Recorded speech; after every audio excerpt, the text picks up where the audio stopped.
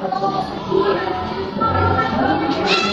di deskripsian dari wawancara tertulis pendidikan atas dalam pernikahan. Ada saudaraan dari Pak Yusuf mengenai perlindungan soal pendidikan Panita mau pendidikan menurut pemerintah apa itu perlindungan? Perlindungan ya. Itu dalam bahasa lainnya itu bullying ya. Bullying. Ya. Mungkin bisa dikatakan satu kegiatan ganggu ya, mengusik, menyakiti, baik secara fisik maupun psikis, sehingga orang yang korban itu merasa tidak nyaman, bahkan bisa berdampak buruk terhadap orang yang dibully atau dibully. Nah itu. Kemudian bullying.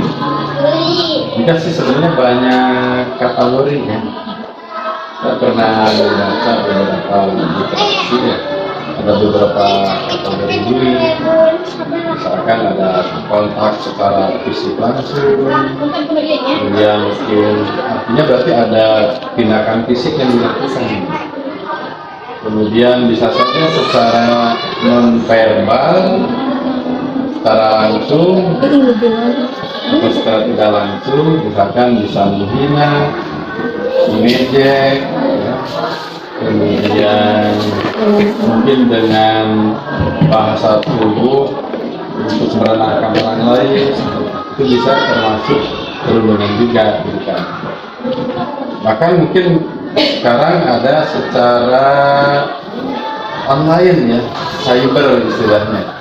Jadi bisa saja penghinaan itu atau pelecehan atau mungkin kekerasan itu menyakiti dengan kami zamannya HP ya, online, dengan bahasa, dengan menampilkan gambar-gambar yang bisa tidak nyaman, itu bisa saja.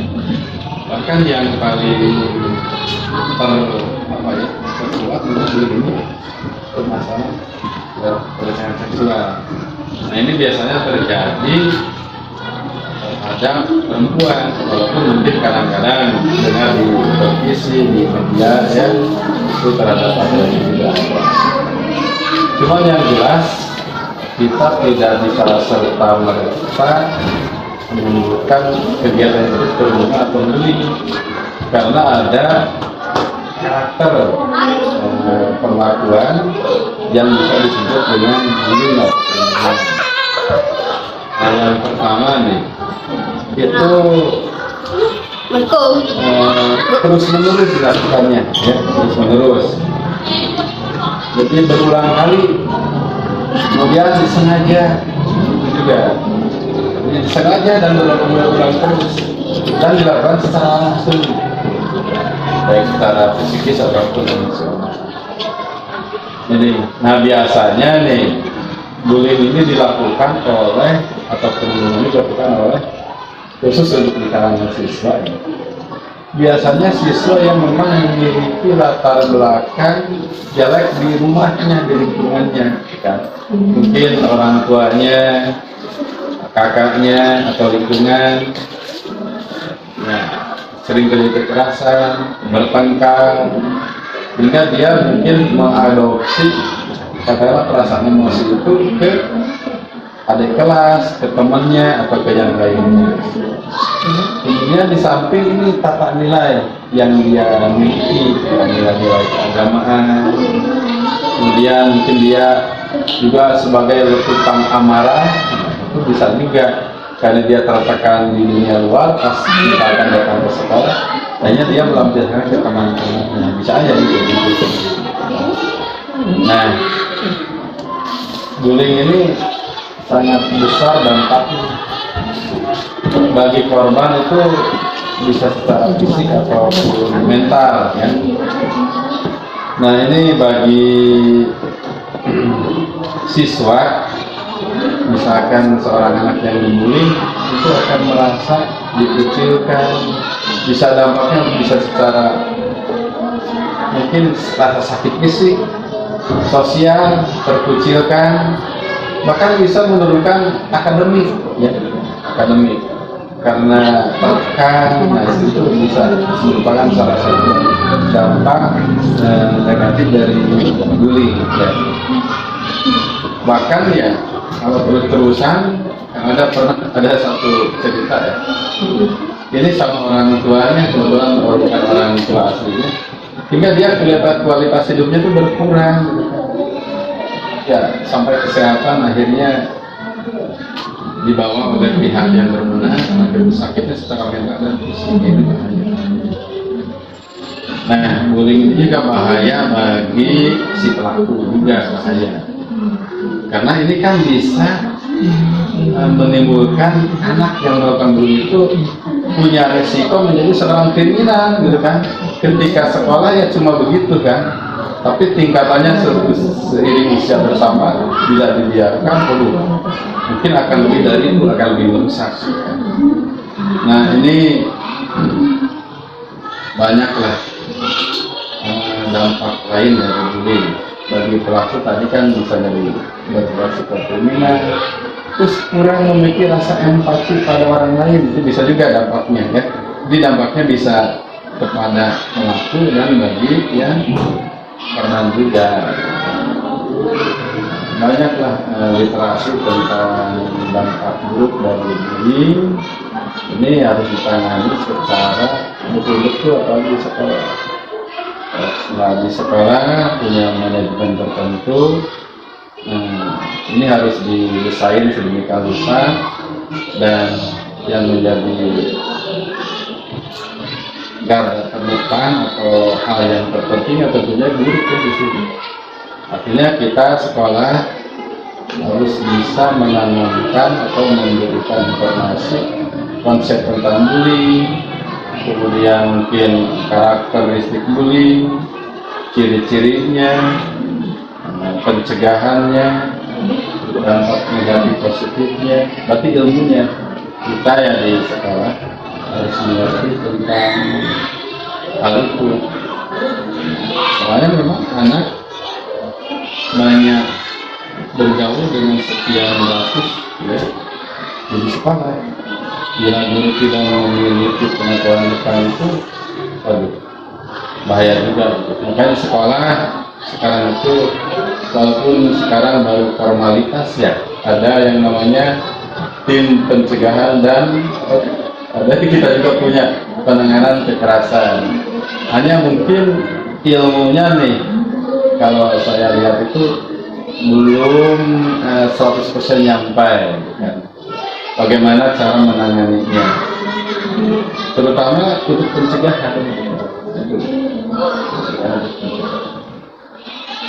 Misalkan dalam pencegahan itu, selain kita ilmu, kita miliki kedua penanaman konsep keyakinan para siswa itu harus selalu dibimbing. Makanya tiap hari Jumat ya di beberapa sekolah termasuk SD Cibubur melakukan kegiatan keagamaan itu salah satu lah cara pendekatan untuk ya mengurangi perundungan. Dengan semakin kita banyak komunikasi dengan siswa, menggali keterangan dari siswa dan pendekatan yang katakanlah penuh dengan kearifan, insya Allah ketika ada masalah kita akan berpikir ke tidak ada hal yang seperti. Jadi itu salah satunya. Jadi ada orang apa yang namanya self-fit itu sementara ada lagi.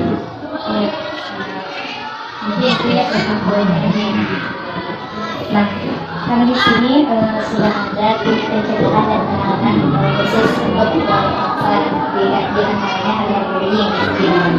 Nah, apakah di sini siswanya itu sering terjadi siswa melakukan perundungan sama teman? Kejadian selama ini sepertinya belum ada. Kalau belum terdengar dan belum ada kasus ya, belum ada seperti itu. dalam situasi daerah. Nah ini daerah juga apa namanya kultur. Nah ini nih demografis sosial budaya masyarakat sangat menentukan juga. Di sekolah ini alhamdulillah sampai saat ini belum ada ya, belum ada.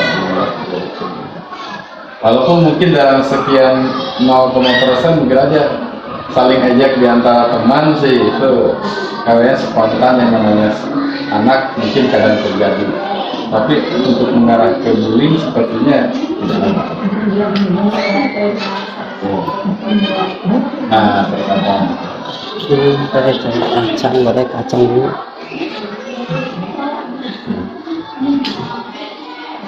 Untuk yang ketiga, bentuk perlindungan yang tadi sudah dikatakan ada bentuk perlindungan seperti fisik. Nah, di sini perlindungannya itu memang belum terjadi secara fisik. Nah, mungkin bentuk perlindungan yang terjadi di sini itu bisa melalui verbal, perkataan.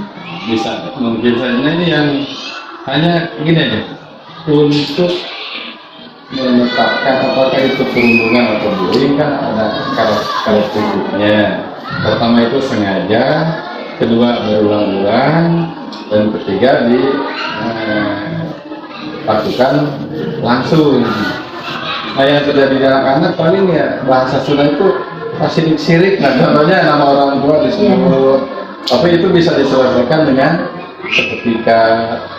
Atau misalkan mau pulang telat ojek, suka nangis karena mungkin merasa tidak nyaman, temannya sudah ada ojek, sementara sambil berangkat anaknya mungkin melakukan raut muka mimik yang mengejek karena dia ditinggalkan, itu kan cuma itu spontan, tapi tidak bisa disebut perundungan gitu.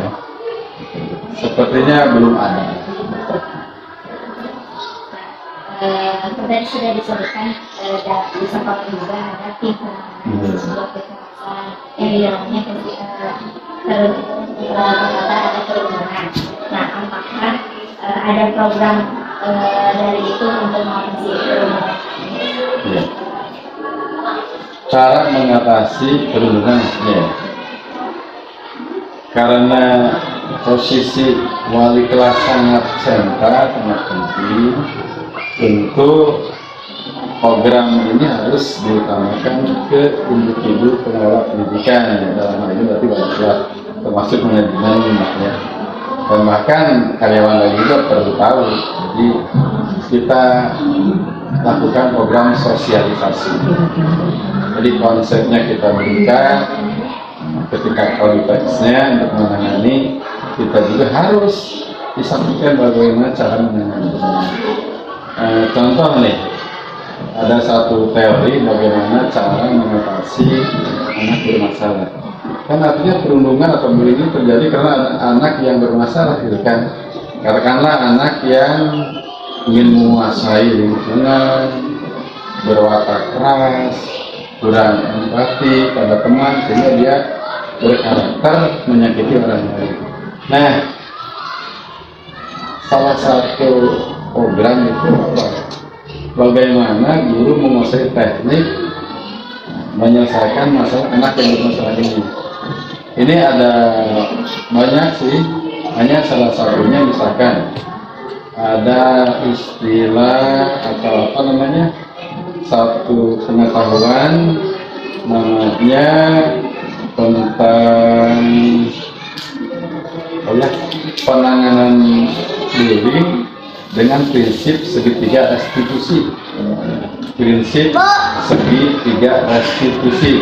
Berapa? Restitusi itu apa sih? Oh, ya. Ini berapa? Ini ada catatan dari siapa? Kalau itu pernah tentang restitusi. Jadi yang jelas kalau restitusi itu menanamkan nilai disiplin pada siswa, disiplin positif ya, sehingga menanamkan nilai disiplin positif pada siswa. Kemudian tadi dikatakan kenapa segitiga restitusi, karena memang ada 3 langkah. Ini apa pengetahuan yang harus diketahui. Jadi ya, pertama pada sosialisasi ya, ilmunya dulu, konsepnya dulu. Ini ada contoh satu teori cara menangani anak bermasalah, menangani tadi segitiga restitusi. Ini nanti ada langkah-langkahnya yang juga ada 3 langkah, seperti misalkan menstabilkan identitas, validasi kegiatan, dan terakhir menanamkan keyakinan. Itu nanti harus disampaikan dulu, sehingga apa?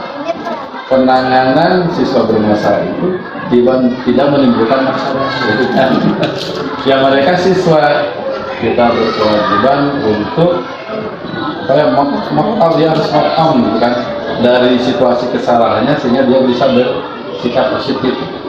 Dia kan bermasalah, kita guru jangan menambah masalah lagi, artinya harus dibangkitkan gitu kan. Makanya 3 langkah dalam studi ini, insya Allah ini salah satu kiat mungkin akan disampaikan ke guru. Di samping program tadi ada juga program bisnisnya. Iya. Iya. Dampak dari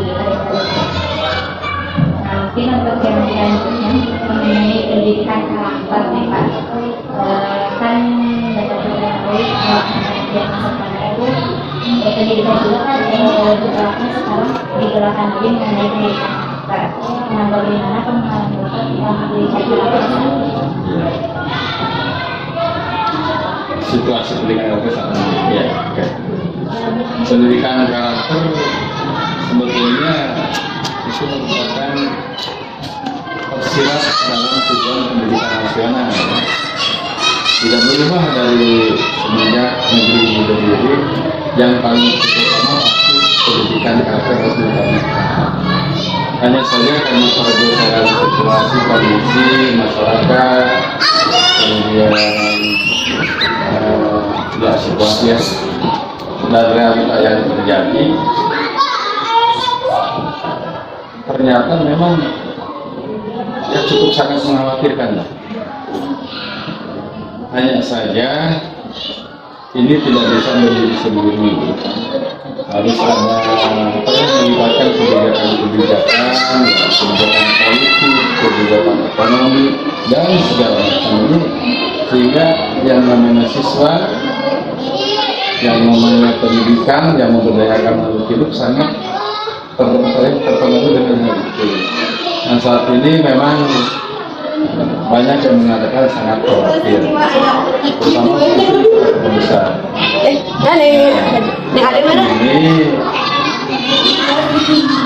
tertutup sekolah. Kita harus memiliki satu program kebiasaan yang terukur ya, memilih dan memilah mana yang tepat untuk siswa. Dan dengan berbagai macam literasi, kemudian kalau sekarang di kurikulum merdeka ya, pendidikan karakter Pancasila, dan ada lagi percepatan pelaksanaan modul 5 itu ya, Pancasila. Ini mudah-mudahan sangat membantu. Yang jelas kondisi saat ini memang mulai muncul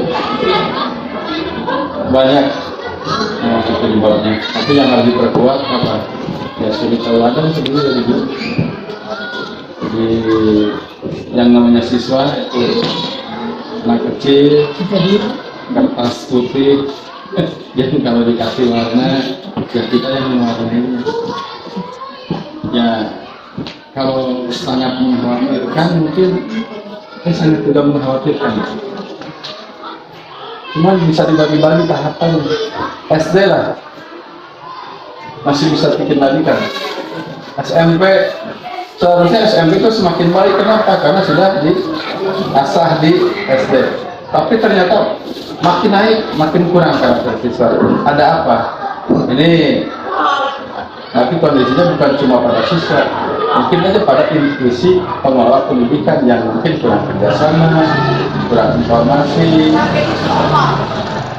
Ya, semakin anak dewasa mungkin kadang ada bahasa semakin kurang ajar. Artinya ada pemandangan pendidikan karakter.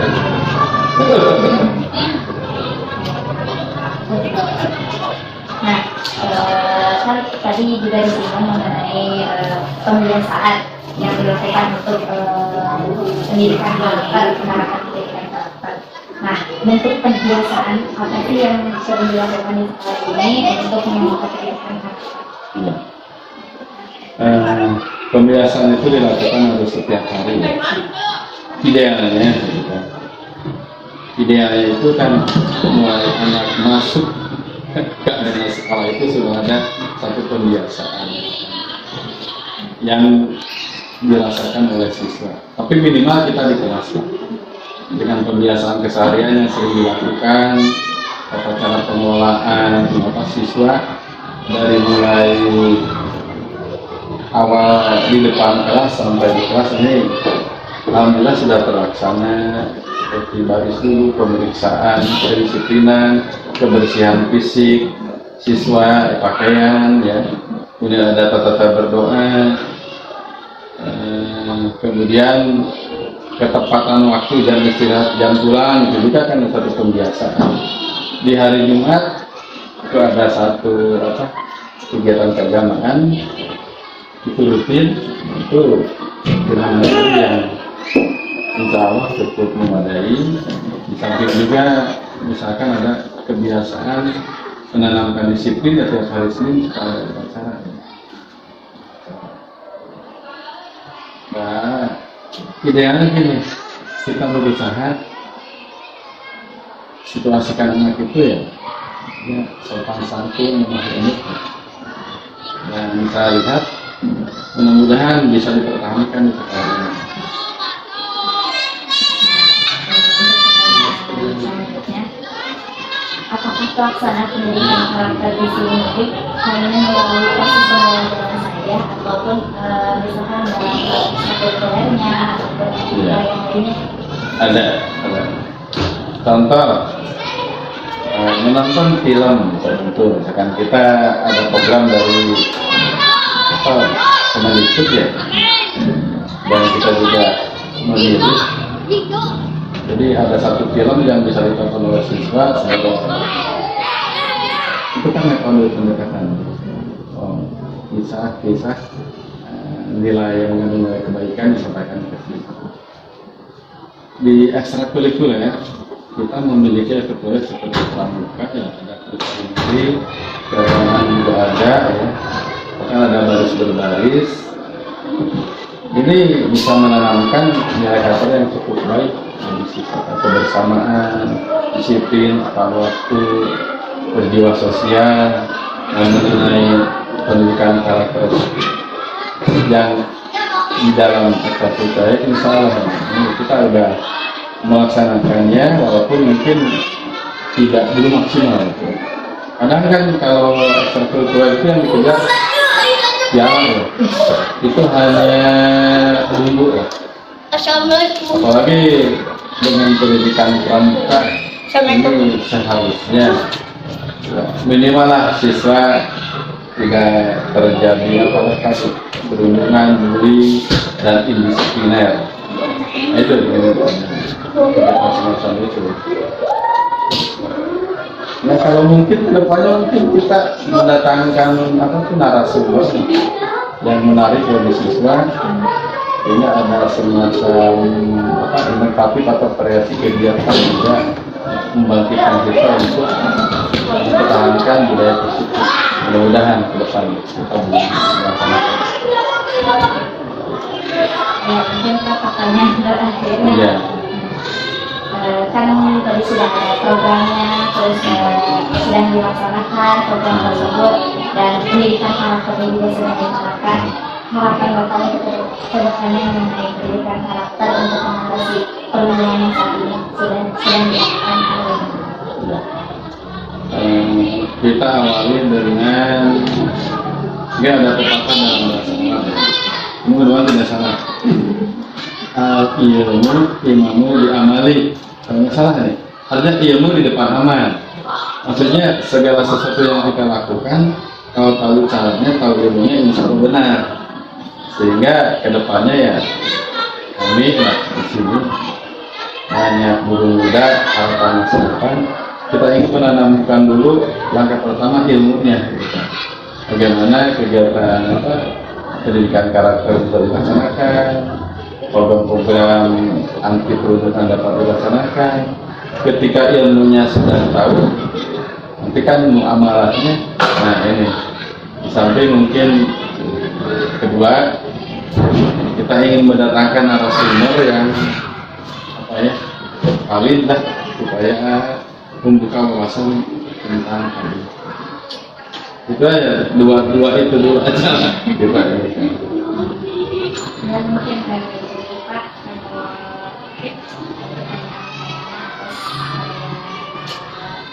tadi kami